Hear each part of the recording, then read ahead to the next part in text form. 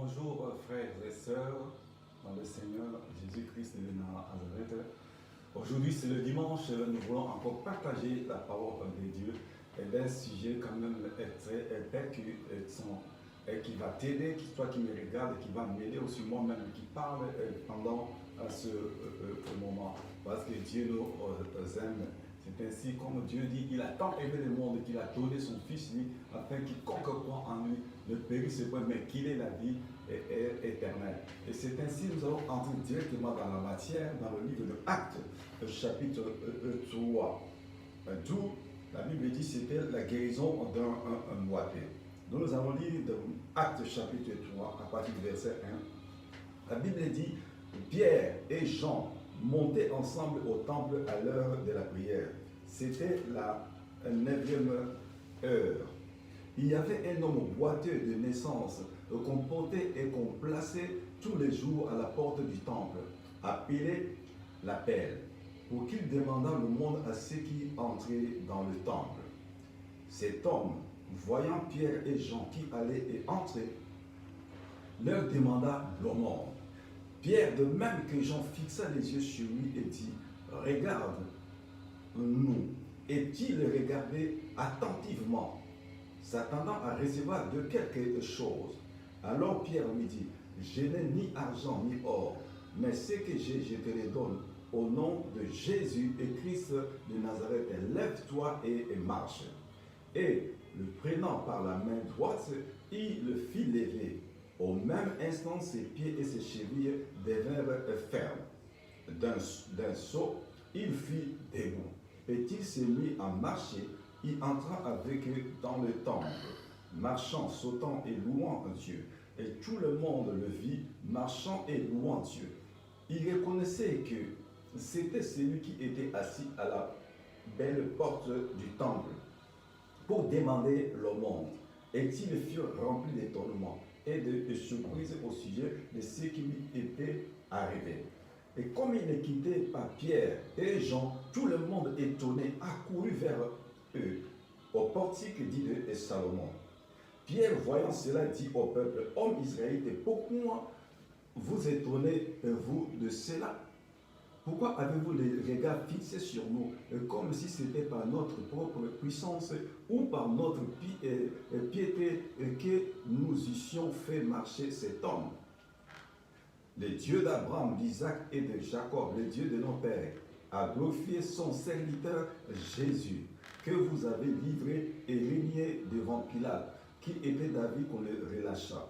Vous avez régné le saint et le juste et vous avez demandé qu'on vous accordât la grâce d'un meurtrier. Vous avez fait mourir le prince de la vie que Dieu a ressuscité des morts. Nous en sommes témoins. C'est par la foi en son nom que son nom a raffermi celui que vous voyez et connaissez. Et c'est la foi en lui qui a donné à cet homme cette entière guérison en présence de vous tous.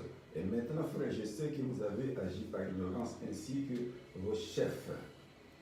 Voilà maintenant la parole de Dieu, le texte que Dieu nous donne. Donc il s'agit de cette guérison de boiteux. Et cet homme-là était tout le temps en dehors du temple, assis là, en train de demander l'aumône. Donc c'était maintenant devenu comme son genre, pour demander l'argent pour vivre. Donc à chaque moment, il était devant la porte du temple. Mais un jour, nous voyons qu'est-ce qu'il y avait à ce moment-là. Pierre, qui venait aussi pour entrer dans le temple. Le verset 3 nous dit, cet homme voyant Pierre et Jean qui allaient y entrer, leur demanda l'aumône. Cet homme-là, il les a vus. Quand il les a regardés, il a cherché pour commencer à leur demander l'aumône. Le verset 4 dit, Pierre, de même que Jean, fixa les regards sur lui et dit, regardez-nous. Et-il regardez attentivement, s'attendant à recevoir de quelque chose. Alors Pierre lui dit, nous n'avons ni or ni argent pour te donner, mais ce que nous te donnons, au nom de Jésus, lève-toi et marche. Et directement, ils ont pris la personne par leurs mains, ils ont mis fait et debout, et les jambes de cet homme-là se sont affermies. Il a commencé à sauter, il a commencé à courir loin maintenant Dieu, parce qu'il a vu ce qui lui était arrivé, parce qu'il était dans l'incapacité de marcher. Il était boité donc de naissance. Et tout le monde maintenant qui était au temple ont vu cet homme-là, ont su que cet homme-là, c'était lui-là qui se mettait à la porte du temple, demandant le monde. Mais maintenant, ils l'ont vu commencer à sauter, ils ont commencé à marcher, à louer Dieu. Donc c'était étonnant pour Dieu de voir cela. Et puis Pierre a dit aux gens, pourquoi étonnez-vous de ce qui est arrivé avec cet homme?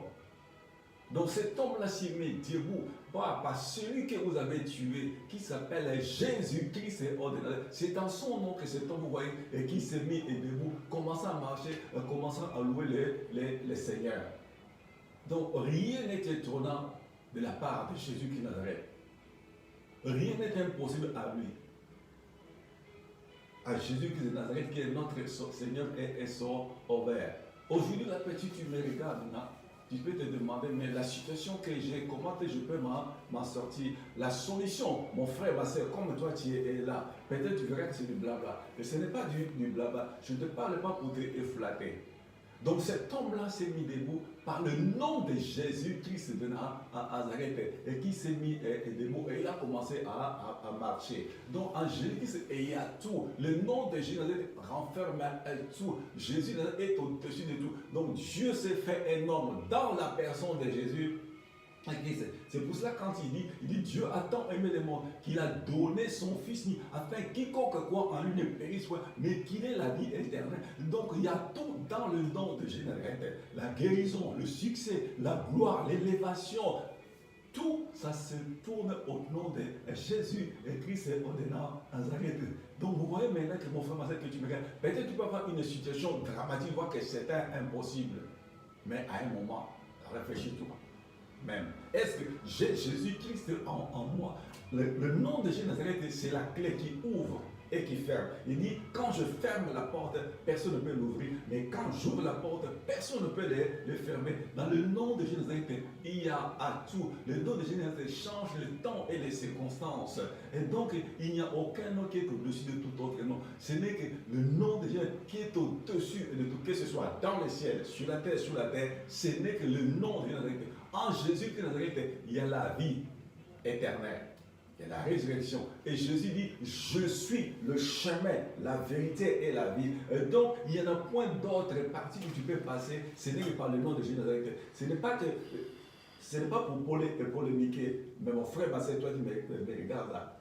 Jésus est venu non pas pour telle confession, Jésus est venu pour sauver l'humanité toute entière. C'est pour cela que et Dieu a fait ce mystère-là. Il a dit, quand l'homme a péché, il a dit, mais qui pourrait sauver cette humanité qui ont perdu le pouvoir que je leur ai donné? Et Dieu regarda, Moïse avait péché. Il regarde Aaron a péché. Il regarde David a péché.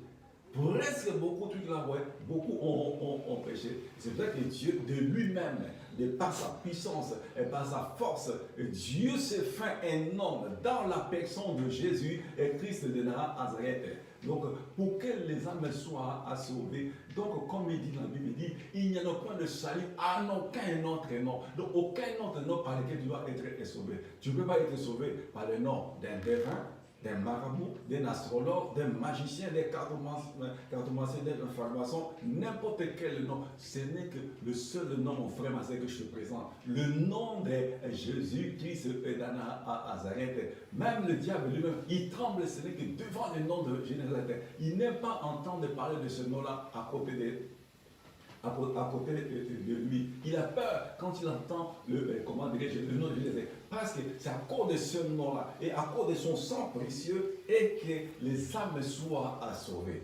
Mon frère, ma soeur, toi qui me regardes, si tu es encore en dehors de Jésus qui Nazareth, C'est une grâce que Dieu t'accorde d'entendre maintenant à cette parole. Si tu n'as pas encore donné ta vie à Jésus de Nazareth, ou tu n'as pas encore accepté Jésus de Nazareth comme Seigneur et Sauveur, c'est le moment aujourd'hui que tu écoutes cette parole. Et ce n'est pas que je vais t'attirer par la force. Je ne veux pas t'imposer, mais je ne fais que parler. Peut-être comme tu me regardes, tu connais la personne qui parle de ce message. Mais regardez maintenant la personne que tu connaissais dans le monde d'avant. Aujourd'hui, commence à te parler du nom de Jésus et Christ. C'est une grâce que Dieu t'accorde. C'est une grâce que Dieu te fait. Dieu t'aime tel que tu es. Dieu m'aime tel que je suis. Mais c'est le moment où, lorsque j'entends la parole de Dieu, lorsque tu entends la parole de Dieu, c'est le moment maintenant d'ouvrir ton cœur pour recevoir Jésus-Christ de Nazareth en toi comme Seigneur et Sauveur. Parce qu'il dit lui-même, je connais ce qui m'appartient. C'est Dieu qui le dit, ce n'est pas moi. Il dit, je connais ce qui m'appartient. Toi qui me regardes, est-ce que Jésus-Christ te connaît? Et moi qui prêche la parole de Dieu, est-ce que Dieu me connaît vraiment? Donc, faisons un effort pendant que le temps est encore là. Parce que Jésus dit, je reviens bientôt. Je reviens bientôt pour rendre à chacun selon ses œuvres. Le salut est accordé au nom puissant de Jésus et Christ de Nazareth. Mon frère, ma soeur, Jésus-Christ est Dieu. Ne t'attarde pas à chercher à gauche, à droite. Écoute seulement la parole de Dieu. Tu peux être boiteux ou boiteuse, telle que tu es là. Tu peux être paralytique comme tu es là, mon frère et ma soeur. D'une façon ou d'une autre. Mais pour s'en sortir dans cette situation-là, ce n'est que Jésus-Christ est honnête. Je répète encore bien, le diable et ses démons, ils ne tremblent que devant le nom de Jésus-Christ. Dans ce monde, il y a plusieurs noms que tu peux entendre, que je peux entendre. Ces noms-là, ça peut faire plaisir. Ah, j'ai entendu ce nom. Il s'appelle comme ceci, elle s'appelle comme ça. Ça peut réjouir ton cœur, mais ça ne peut pas te sauver, ça ne peut pas me sauver. Et le diable tremble, comme je le répète, ce n'est que par le nom de Jésus, parce qu'il sait que c'est par ce nom-là, ou par lesquels et que Dieu a laissé sur la terre pour que les âmes soient sauvées. Pourquoi il a payé un prix, à quoi il a versé son sang pour que les âmes soient sauvées. Mon frère et ma soeur, le moment est venu, pendant que tu as écouté ta parole, et tu es encore en dehors de Jésus-Christ de Nazareth. Dieu te tend la main pendant que tu es encore à la vie. N'attends pas que tout d'abord et que tu sois sur le lit de l'hôpital pour que Jésus te vienne en aide. Mais c'est le moment où tu es bien portant, tu te vois bien baraqué, et tu es géant, et tu es puissant dans ce monde. Mais pendant que tu es puissant, tu es bien baraqué, tu n'as pas Jésus-Christ dans ta vie. Et si le vent, la tempête vient, ça peut t'emporter. Parce que le vent trouvera en toi et qu'il n'y a pas Jésus-Christ dans ta vie. Vous voyez maintenant, Jésus était dans la barque avec ses disciples. On dit qu'il y a eu la tempête si violente qui a commencé à secouer, la barque où il y avait Jésus avec ses disciples. Regardez bien la barque où il y avait Jésus et ses disciples. Mais à côté d'eux, il y avait aussi d'autres barques qui accompagnaient la barque de Jésus. Mais que le vent, quand il est venu, pourquoi ce vent-là n'est pas parti à agresser d'autres barques? Il est venu agresser la barque où il y avait Jésus et de Nazareth avec ses disciples. Les disciples ont réveillé Jésus. Il dit, Maître, ne vois-tu pas que nous périssons? Jésus s'est mis debout. Il a dit à la tempête, stop, tais-toi, calme-toi. Et le vent a entendu, le vent a fléchi les genoux devant la voix de Jésus de Nazareth. Comment est-ce que le vent pouvait entendre la voix de Jésus de Nazareth et s'abaisser? Mais dans ce vent-là, vous allez voir que c'est le vent. Non, Jésus parlait directement au diable. Parce que c'était lui-même le diable dans ce vent-là. Ce n'était pas le vent normal, c'était le diable lui-même. C'est comme il dit dans Ephésiens chapitre 2, verset 1. Il dit, on l'appelle le prince de l'air. Mais il a reconnu la voix de Jésus de Nazareth qui s'est abaissé. La situation que tu traverses, la situation que tu as, mon frère et ma soeur, viens à Jésus et Christ Nazareth. Il est capable, là où les hommes disent c'est fini, il est capable de changer la situation. Dans ce monde, il y a beaucoup d'intellectuels, beaucoup de raisonnements, il y a beaucoup de les philosophes qui disent mais ceci ou cela, ceci. Dieu dit, mes pensées ne sont pas vos pensées. Vos voix ne sont pas mes voix. Comme sont élevés, comme le ciel est élevé. Ainsi que mes pensées sont élevées au-dessus de vos pensées. Mon frère, ma soeur, tu me regardes. Tu me connais. Peut-être tu me connais. Mais le Seigneur a besoin de toi. Ouvre ton cœur. Invite-le dans ton cœur. Et il viendra habiter. Comme dit dans Apocalypse chapitre 3, verset 20. Il tient devant ta porte. Ce n'est pas la porte de ta maison. Mais maintenant, devant la porte de ton cœur. Il frappe. Si tu ouvres, Jésus viendra faire sa demeure en toi. Si tu n'ouvres pas, il ne viendra pas. Il n'est pas dictateur. Pour prendre un fouet pour te chioter, accepte-moi, accepte-moi, accepte-moi. Mais pendant que tu écoutes, c'est le moment. Tu me regardes comme ça, tu traverses des moments très, très, très difficiles. Tu as cherché par-ci, par-là. Il n'y en a pas d'autre solution. Mais la solution que Dieu t'accorde, accepter seulement son Fils né que dans ta vie, il viendra siéger en toi. Et c'est lui qui va ouvrir les portes qui semblent être fermées devant à toi. C'est Jésus qui est capable de te donner la paix. C'est lui capable de te donner la guérison. Tout ce qui semble difficile au monde, c'est lui seul. Tu peux te dire, oh mais pourquoi dans ce monde, et voilà, il y a tant de problèmes, mais où est ce Jésus-là? Il fait quoi? Mais pendant que tu poses des questions comme ça, dans ton cœur, ça fait très longtemps que Dieu t'a appelé. Dieu t'a envoyé même des gens pour te parler de sa parole, mais tu as rejeté. Mais pendant que tu as rejeté des gens là, c'est lui-même que tu as rejeté, ce ne sont pas les hommes. Tu ne verras jamais Dieu descendre. Dieu enverra une personne devant toi pour te parler. Et voilà maintenant, comme maintenant je parle, c'est Dieu qui te parle. Et Dieu me parle à moi-même. Réfléchis bien, réfléchissons bien. Jésus-Christ de Nazareth revient bientôt. C'est comme la Bible dit, quelque part dans la Bible, il dit bien que au son de la trompette, les morts en Christ ressusciteront. Il dit au son de la trompette de Jésus de Nazareth. Ce sont ceux qui ont joué Nazareth qui sont partis et qui vont ressusciter et revenir. Tout le monde ne viendra pas. Mais seulement il faut que tu puisses avoir Jésus-Christ de Nazareth. Voilà mon frère, ma soeur. Je t'ai parlé avec douceur. Dieu t'aime tel que tu es pendant que tu me regardes. Dieu ne veut pas ta mort. Dieu t'aime tel que tu es. Et Dieu te tend à la main.